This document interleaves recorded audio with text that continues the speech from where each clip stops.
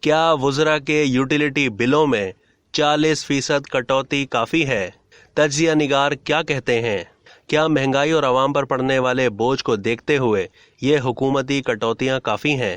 یہ وہ سوال ہے جو اس وقت ہر پاکستانی کے ذہن میں ہے، لیکن اس سوال کا جواب دیتے ہوئے تجزیہ کاروں کا کہنا ہے کہ وزراء، سرکاری افسران کے یوٹیلیٹی بلوں میں 40% کٹوتی کافی نہیں ہے۔ تجزیہ نگار کہتے ہیں کہ سیاستدان وزراء بنتے ہی پرائیویٹ گاڑیاں گھر میں کھڑی کر کے سرکاری گاڑیوں کا استعمال شروع کر دیتے ہیں۔ شہباز شریف کو مثال قائم کرنے کے لیے سب سے پہلے خود مثال بننا ہوگا۔ تجزیہ کاروں کے مطابق وزیر اعظم، وزراء اور سرکاری افسران ذاتی گاڑیاں استعمال کریں اور اپنی جیب سے پیٹرول خریدیں۔